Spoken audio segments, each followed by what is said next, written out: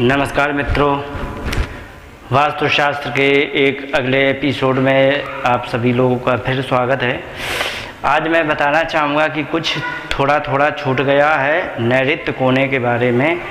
आज मैं उसके बारे में बताना चाहूँगा कि नैऋत्य कोने में हमें क्या क्या करना चाहिए। अभी क्या बाकी रह गया है थोड़ा सा और बता दूँ तो नैऋत्य कोना हम प्रारंभ करते हैं। तो मान लीजिए आपका नैऋत्य है तो उसमें हमें क्या करना चाहिए। तो ये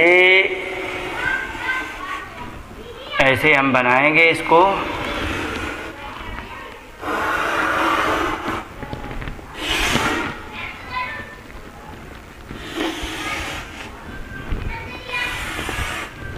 ये रहा नैऋत्य।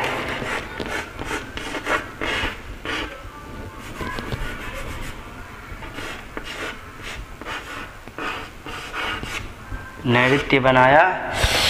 अब इसमें हमें क्या करना चाहिए क्या नहीं करना चाहिए इस बारे में मैं बताना चाहूँगा आप सभी लोगों को कि नैऋत्य कोने में यदि हम पानी देते हैं तो उसमें क्या दिक्कत होगी। आज मैं इसके बारे में आप सभी को बताना चाहूँगा कि यदि हम नैऋत्य कोने में पानी देते हैं, पानी का मतलब पानी की टंकी दे देते हैं, तो नैऋत्य कोने में कहाँ पे पानी, जैसे कि ये यहाँ हम दे दें पानी, जैसे यहाँ दे दें पानी, इधर यदि पानी दे देते हैं या हम यहाँ पर भी दे दें पानी का कुछ भी हम यहाँ बना दें, तो उसमें क्या होने वाला है कि नैऋत्य कोने में जो हम पानी देते हैं तो इससे तकलीफ़ ये हो जाती है कि ये हमें सबसे ज़्यादा आर्थिक परेशानी देगा। और इसमें क्या है कि ज़िंदगी जी तो जाएगी लेकिन घसीट के जी जाएगी। ज़िंदगी जीने का कोई महत्व तो नहीं रहेगा। क्यों नहीं रहेगा? क्योंकि ज़िंदगी यहाँ से बड़ी तकलीफ़ में होती है। तकलीफ़ में ज़िंदगी घसीट कर जीने से कोई फ़ायदा नहीं होता है। इसलिए यहाँ पर ज़िंदगी घसीट कर जीनी पड़ती है और मृत्यु दोष ये बनाता है। इससे मृत्यु दोष होता है। और पानी की टंकी हम 3 जगह कभी नहीं दे सकते। एक तो ये नैऋत्य में, दूसरा अग्नि कोने में, या हम यहाँ पर कह दें अग्नि कोना यहाँ पर भी है, ठीक है, यहाँ पर भी हम नहीं दे सकते और यहाँ पर भी नहीं दे सकते। और हम दक्षिण में यहाँ पर हम पानी की टंकी नहीं दे सकते हैं, या फिर हम यहाँ पानी की टंकी हम बिल्कुल नहीं दे सकते हैं। अगर जो हम यहाँ पर पानी की टंकी देते हैं तो यहाँ पर दरिद्रता का योग बनाता है। और दरिद्रता होने से ज़िंदगी भी बहुत परेशानी होती। चूँकि आजकल आर्थिक ज़माना है, धन की कमी है, तो आप कुछ भी नहीं कर सकते, केवल मन के लड्डू खा सकते हैं, असली में नहीं कुछ हो सकता है। तो इसलिए धन यदि नहीं है तो बड़ी समस्या होती है। तो इसलिए सबसे ज़्यादा तो ये हमारे दरिद्रता का योग बनाता है। अब इसके बाद मैं बताना चाहूँगा कि जिस व्यक्ति का घर का दरवाज़ा नैऋत्य कोने में है, नैऋत्य कोने में यदि घर का दरवाज़ा है तो उसमें क्या होने वाला है कि वो उस घर के बच्चे जितने होते हैं वे प्रायः बिगड़ैल होने की आशंका होती है, उनमें वे बिगड़ैल हो सकते हैं। तो इसलिए कहने का मतलब ये है कि यहाँ पर कोई भी हमें दरवाज़ा नहीं देना चाहिए और बच्चे ज़्यादातर बिगड़ सकते, इसलिए यहाँ पर हम दरवाज़ा कभी नहीं दे सकते हैं। तो अब मैं आगे बताना चाहूँगा कि मान लीजिए कि ये कोना नैऋत्य कोना यदि बढ़ गया तो क्या होगा। जैसे कि एक ये ले लिया, ये ले लिया, ये ले लिया और ये एक ये ले लिया, ऐसे कर दिया, तो ये जैसे बन गया। तो इसमें हमारा क्या है, नैऋत्य कोना बढ़ गया। इस बढ़े हुए नैऋत्य कोने में क्या दिक्कत होगी कि इस नैऋत्य कोने में बढ़े हुए में सबसे बड़ी दिक्कत ये होती है कि ये 15 साल के बाद व्यक्ति को 3 चीज़ों से दुखी करेगा। एक तो धन से, दूसरा स्वास्थ्य से और तीसरा रिश्ते से। इससे रिश्ते भी खराब हो जाएंगे और धन भी कम हो जाएगा और स्वास्थ्य भी खराब होगा, क्योंकि राहु के पास वैसे ऑलरेडी ये जगह है। अब ये राहु की जगह इतनी है, लेकिन अब जैसे ये बढ़ गया हमारा, तब इसमें राहु को थोड़ी जगह एक्स्ट्रा मिल गई। अब राहु को एक्स्ट्रा मिल गई, प्लस गुरु की यहाँ से दृष्टि सीधी है, तो राहु और पावरफुल हो गए। राहु का काम होता है व्यक्ति की दुर्गति करना, तो ये फिर दुर्गति कराता है। अब ये एक तो इस प्रकार से बढ़ता है और दूसरा एक दूसरे प्रकार से भी बढ़ता है। एक ऐसे आ जाता है और ये ऐसे आया और ये ख़त्म हो गया, तो एक इस प्रकार से भी ये राहु बढ़ता है। तो एक ये भी राहु का कोना बढ़ा हुआ है और एक वो उस तरह, इस तरह से जब बढ़ते हैं तो ये व्यय का कारक होता है और धोखा दे करके ये व्यय कराता है। धोखा किस प्रकार से होता है इसके बारे में थोड़ा सा और विस्तार करना चाहूँगा।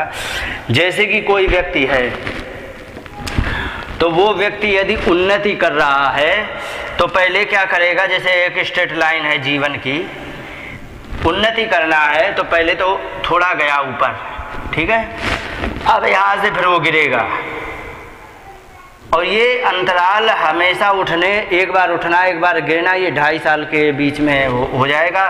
फिर ऐसे गिरा, फिर ऐसे उठा थोड़ा, फिर वो गिरा, फिर जब ये गिरा तो फिर उठा, फिर गिरा, फिर उठा, फिर गिरा, फिर उठा, फिर गिरा।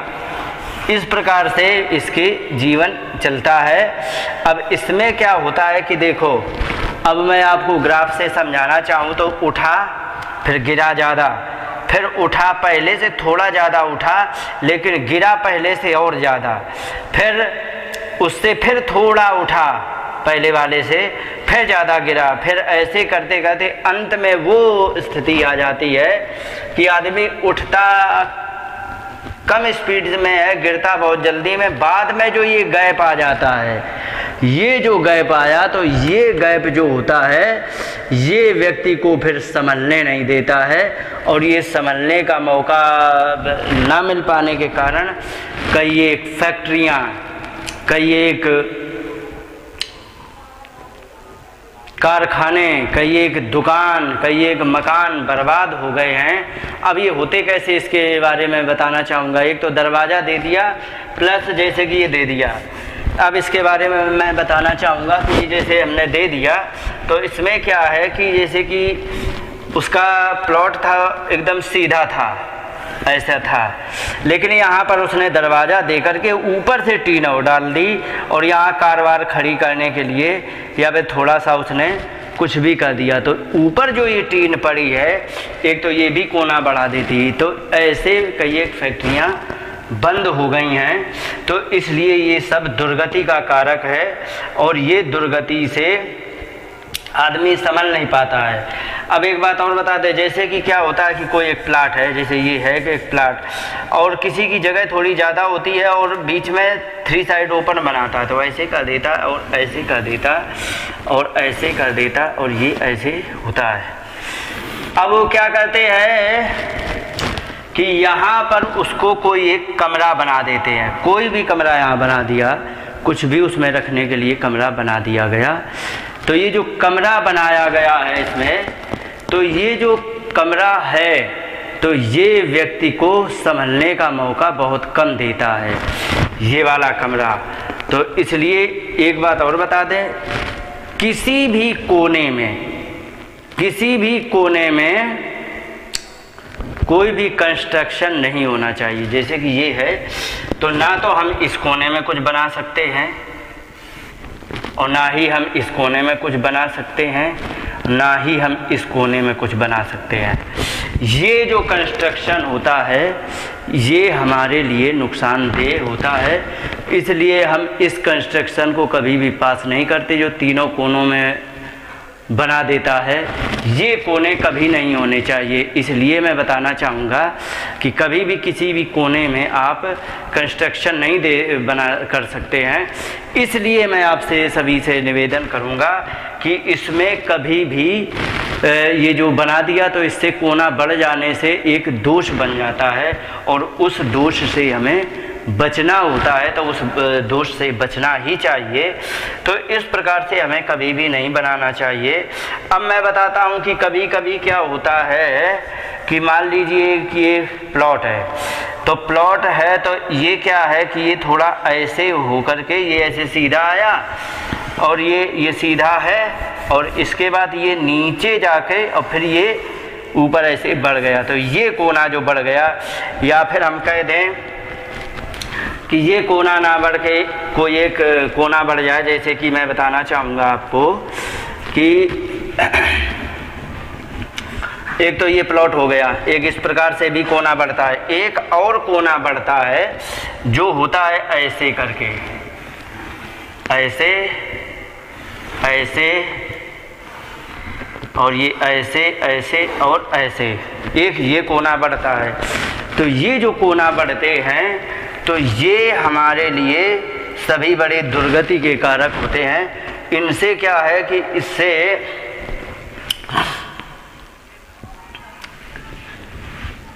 किसी ऐसे व्यक्ति से इन लोगों का साथ हो जाता है जिस व्यक्ति से हमें एक मिनट भी उसके साथ हम जीवन नहीं काट सकते, लेकिन दुर्भाग्य से ऐसे व्यक्ति का साथ हमें और लंबे समय तक झेलना पड़ता है, जो कि वो व्यक्ति हमारे लिए बड़ा ही मतलब नुकसानदेह है या फिर मेरे लिए हमारे विचारों से बिल्कुल प्रतिकूल है और वो हमारे हिसाब से बिल्कुल भी नहीं है, हमारे लायक नहीं है।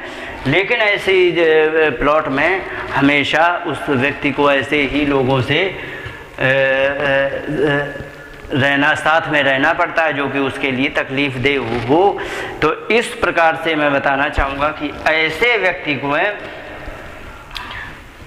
बड़ी समस्या होती है और ऐसी दिक्कत का सामना करना पड़ता है, क्योंकि जिस समय हमारा साथी अगर जो कहते ना वरु भल बास नरक में ताता, दुष्ट संग जनि दे विधाता, दुष्ट व्यक्ति का संग नहीं होना चाहिए। दुष्ट का मतलब क्या है, यदि सच में कोई दुष्ट है तो उसको दुष्ट ही मिले तब तो उससे बनेगी, लेकिन एक चोर एक ईमानदार तो एक दूसरे के दुष्ट ही होते हैं। कोई चोर भी कहता है यार तुम अच्छे व्यक्ति नहीं हो, और ईमानदार कहता है कि तुम अच्छे व्यक्ति नहीं हो, क्योंकि दोनों की प्रकृति अलग है। माने विषम प्रकृति वाले व्यक्ति के साथ हमेशा के लिए रहना पड़ जाता है, वो बड़ा ही नुकसानदेह होता है, बड़ा ही तकलीफ देह होता है और ऐसे व्यक्ति को उन लोगों के साथ जीवन जीने में बड़ी समस्याएं पैदा करता है। तो इस प्रकार से ये हमारे लिए हानिकारक है। अब मैं एक बात और बताना चाहूँगा कि कोई भी मान लो प्लॉट है तो वो किस प्रकार से है, मैं इसके बारे में बताना चाहूँगा कि अगर जो वो प्लॉट कोना कटा हुआ है, मान लीजिए कि कोई कोना है, जैसे कि कोई एक ये ले लेते हैं,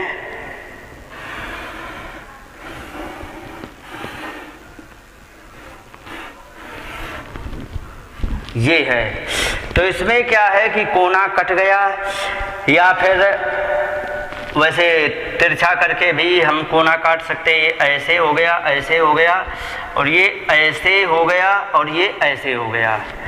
ये इस प्रकार से अगर जो है, तो अगर जो हमारा ये कोना कट गया तो फिर हमें बड़ी दिक्कत होगी। इसमें क्या क्या समस्याएं आएंगी इसके बारे में मैं बताना चाहूँगा कि इसमें वास्तु पुरुष के जो पैर हैं वो कट जाने के कारण क्या क्या समस्याएं आएंगी इसके बारे में मैं बताना चाहूँगा। तो इसमें क्या है कि वास्तु पुरुष के पैर कट चुके हैं तो उस व्यक्ति को पैर की सबसे बड़ी समस्या आएगी, क्योंकि हम जो भी उछल कूद और जीवन में उत्थान पतन जो भी करते हैं तो पैरों के माध्यम से ही करते हैं। तो इसलिए ये हमारे लिए सबसे ज़्यादा हमारे बुरे दिन दिखाने के लिए होता है और इससे हमारी आर्थिक स्थिति बहुत कमज़ोर रहेगी और हम दूसरे के आश्रित ही जीवन जी पाएंगे कि हाँ साहब तुम सपोर्ट करो तो हम कर सकते हैं, तुम करो तो हम कर सकते हैं, अन्यथा मैं अपने, माने वो स्वतंत्र निर्णय लेने में असमर्थ होता है क्योंकि उसके पास कुछ साधन नहीं होता है। तो ऐसे व्यक्ति कभी भी स्व आश्रित नहीं रह सकते हैं। ऐसे व्यक्ति क्या होते हैं कि प्राय करके दूसरे के चक्कर में रहते। दूसरी बात, जो पैर कट गए हैं इसके बारे में बताना चाहूँगा, तो उसे पैर के दर्द की समस्या बनी रहेगी और एक्सीडेंट में पैर में चोट लगने की भी समस्या बनी रहेगी।